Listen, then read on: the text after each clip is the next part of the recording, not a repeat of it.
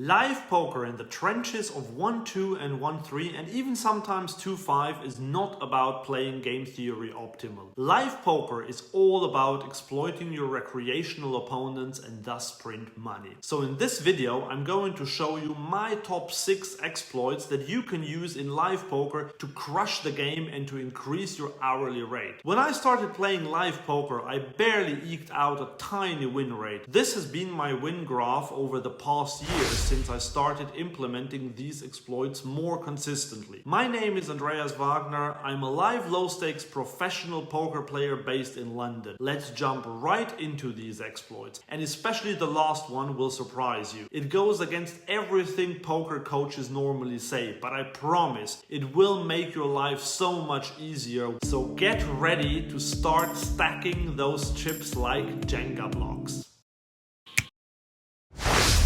Okay, let's start with one of the most important exploits. Here's an example hand. Can you spot the problem? A winning online reg goes to his local casino for the first time and sits down at a 1-2 game. He is card dead for about an hour, but he notices that there are big whales at his table and he seems to be the only good player. After an hour, he has pocket kings on the button. He raises to $5, the big blind, let's call him Moby Dick, calls. The flop comes Queen 7-4 rainbow. He c-bets $4 into the pot of $11, big blind calls. Turn is a harmless deuce. Our hero now polarizes and bets $25. Moby calls again. The river is a jack. The online reg knows that the big blind is a bad player, so he goes for value again. He bets $50 into the pot of $69. Big blind calls with Queen 10 offsuit. Our hero wins a pot of $169. So everything is great, right? Wrong. Yes, he got 3 streets of value, but this is hardly enough to retire and move to Florida.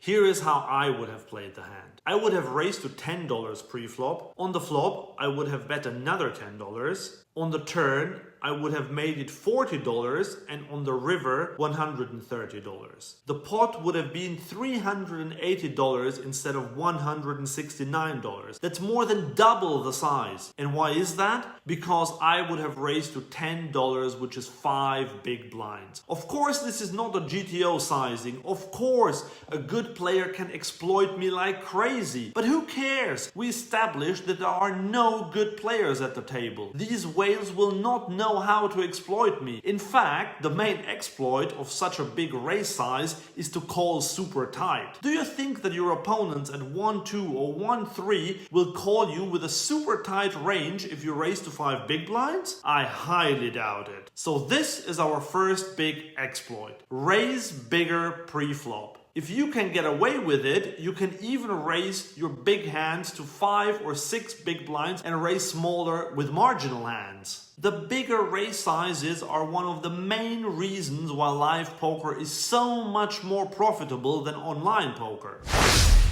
Okay, let's move to exploit number 2, and this is kind of the other side of the coin. This is about the other player's bet sizing. Look at this example. This friendly recreational player open raised 5 times in the last 20 minutes. Every time he raised to 7. Once he had pocket 4s, once he had king 10 offsuit, and once he had ace 6 offsuit. He didn't show down the other 2 times. Now we have king 10 suited in the big blind, and he makes it 12. Apart from the fact that a call with king 10 suited becomes borderline at best in GTO when the opponent raises to 6 big blinds, this is a big red flag.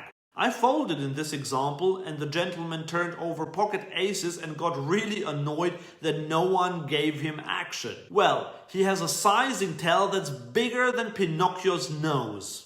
Had he raised to 7 like he did with all the other hands, I would certainly have called and he could have made some money. Instead, he won the absolute minimum and felt frustrated. So exploit number 2 is adjust to their bet sizes. But be careful with this exploit. You have to observe players carefully and pay attention to the hands they show down, because there are some players who do the opposite. They will raise big with weak hands and go tiny with big hands. The best exploit then is to 3-bet light when they bet big and play speculative hands when they raise small. Off to exploit number 3, which has been one of my favorites for many years. Here's an example. Can you spot it? There is a limp. We raise ace-10 offsuit on the button. The limper calls our $10 bet. The flop is queen-8 deuce, and the limper now bets $7, which is third pot. This bet is called a donk bet, which means that someone bets on a street where he was not the aggressor on the previous street. It doesn't necessarily mean that the player who makes it is a donk, but in live poker, the clue is often in the name. So what does he do this with? Well, he could have all sorts of hands. He could have connected with a board. He could have a pocket pair like 7s or 9s. Last week, an older gentleman had ace-king in exactly this spot. And sometimes you will see players do this with a set or 2 pair, but that is very rare. Most of the time, they have some sort of a marginal hand. So what should our play be? Well, that depends on what we have. If we have a marginal hand ourselves, then I would just call. For example, if I had pocket jacks or queen 10 in this example. If I have a big hand, I might also just call, but the main exploit here is raise the donk bet. If I have a bluff, like in our example, I will definitely raise. Usually, this will get the job done. It is often like taking candy from a baby if the baby had a gambling problem. My villain the other day folded ace-king face up and said that now he knew where he stood. Sometimes they will call with their marginal hands. What do we do on the turn in that case? We bet again, ideally a healthy bet of 3/4 or so. Okay, and what if he calls our turn bet as well? I would usually give up. By the way, if you ever play in a game where nobody knows you, but you know that someone is a pro, you can just trick them with this. You call pre-flop, and when you have a strong hand, you just donk small. As I said, pretty much every pro will raise there if they don't know that you are a good player. This is one of the few ways how you can exploit a pro. But now on to the next exploit. I played this hand just a few days ago. A recreational player opens to 7. I make it 21 with queen jack of hearts in position. He calls. The flop comes jack 8-4 with 2 spades. I bet 30. He calls. The pot is now 105. On the turn, we improve to top 2 pair on this wet board. We still continue value betting, so I make it 90. The recreational player thinks for a while and then jams his entire stack of 350 pounds. If you're a seasoned online player, this is probably a snap call for you. If you're a seasoned live player, this is probably close to a snap fold. But we have top 2 pair in a 3-bet pot. How can we fold, you might say? Well, a recreational player has just check-raised you all in for a significant amount of money. I am not saying that this is never a bluff, but the vast majority of recreational players will not bluff in this spot. This is almost always a straight, a set, or 2 pair. So yes, maybe you're chopping with the same hand, but against this range we are absolutely toast. So exploit number 4 is value bet good hands until you face aggression. And once you do face aggression, overfold to that aggression. You will get bluffed at times, but long term, this is the strategy to riches at live low stakes poker. Exploit number 5 is kind of a cousin to number 4, and I'll explain it with another example. We raise pocket deuces and get called by a player on the button. The flop comes queen 8 deuce with 2 spades. We have bottom set. Yes! So we bet big. He calls. The turn is an offsuit 4, which is basically a brick. We now bet pot and he calls again.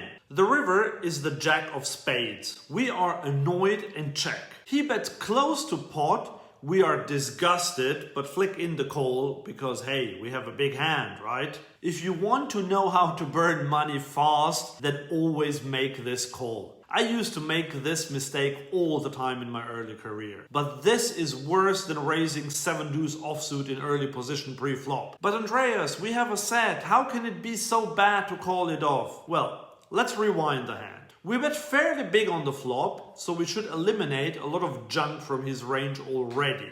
Then on the turn we bet pot. At this point only some good hands like a queen or better and draws call. On the river the flush gets there. And yes, he could still have a hand like king queen or queen jack. But how many opponents would bet that hand after you showed so much strength and now the flush has come in? Almost nobody does that. It would mean turning their top pair into a bluff, which almost never happens in low stakes poker. Could they have any bluffs in their range? Absolutely not. I can't see a single hand that would call the flop, call the turn, and then be a bluff on the river. So exploit number 5 is don't check call on the river unless draws break.